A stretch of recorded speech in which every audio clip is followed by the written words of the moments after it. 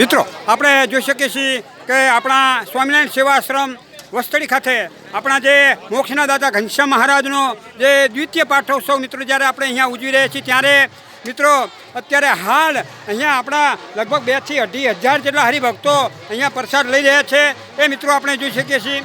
અહીંયા શરૂઆતમાં આપણે મિત્રો જોઈ રહ્યા છીએ કે અહીંયા સૂપ આપવામાં આવી રહ્યું છે કે જેથી ભૂખ સારી લાગે અને તમે સારી રીતે જે પણ પ્રસાદ છે એ લઈ શકો એના માટે સૂપ મિત્રો અહીંયા આપવામાં આવી રહ્યું છે। જો મિત્રો આપણે જોઈ શકીએ છીએ કે આજની તારીખમાં અહીંયા આપણા જેટલા પણ કાઉન્ટરો છે એ કાઉન્ટર ઉપર જે સેવા આપી રહ્યા છે એ મિત્રોની આપણા યુવાન મિત્રો અને આપણા વડીલોની વાત કરવી હોય તો એ તમામે તમામ ટુવા ગામના છે એવું આપણને જાણવા મળ્યું છે। તો આ આપણા ટુવા ગામના તમામ યુવાન મિત્રો અને વડીલોને ખૂબ ખૂબ ધન્યવાદ છે। જય સ્વામિનારાયણ। જો મિત્રો આજના પ્રસાદની વાત કરવી હોય તો સૌ પ્રથમ આપણા મોક્ષના દાતા ઘનશ્યામ મહારાજને આપણે જે ભવ્ય અણકોટ ધરાવ્યો હતો એ અણકોટનો પ્રસાદ છે, પછી દૂધીનો હળવો છે, અડદિયો છે, રોટલી છે, સલાડ છે, પછી ભાઈ ઢોકળા છે, ઢોકળાની ચટણી, મગ મોગરનું શાક, બટાકાનું શાક અને દાળ ભાત આ આજનો પ્રસાદ છે।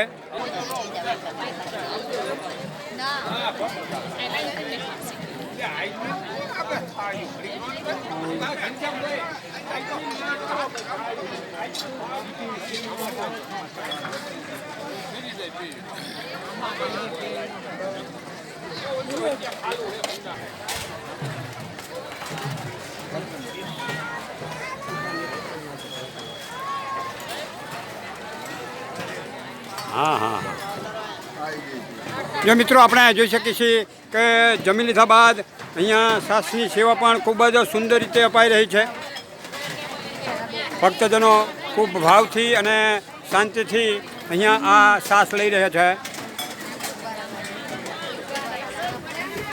મિત્રો આપણે જોઈ શકીએ છીએ કે આપણા આ વસ્તડી ખાતે મિત્રો આપણે જમી લીધા બાદ મિત્રો વાસણ ધોવા માટે આપણે માણસો રાખીએ છીએ, પણ અહીંયા આપણા સંતો આપણા પ્રેમ સ્વામી સત્સંગ સ્વામી બધાના આગ્રહથી એક એવી સુંદર વ્યવસ્થા કરવામાં આવી છે કે જે પણ ભોજન પ્રસાદ લઈ લે ત્યારબાદ એ વ્યક્તિએ જાતે જ થાળી ધોવાની હોય છે। એ મિત્રો વ્યવસ્થા જે બનાવવામાં આવી છે એ ખૂબ જ સુંદર વ્યવસ્થા છે। અને મિત્રો આપણે જોઈ શકીએ છીએ કે દરેક વ્યક્તિ થાળી ધોઈ લે ત્યારબાદ મિત્રો અહીંયા થાળી અને વાટકી બંનેને સાફ કરવાનું જે કામકાજ હોય એ કામકાજ આપણી બહેનો અહીંયા કરી રહી છે। અને મિત્રો ખરેખર તેમને ખૂબ ખૂબ ધન્યવાદ છે કે આવી સુંદર સેવાનો મોકો તેમને મળ્યો।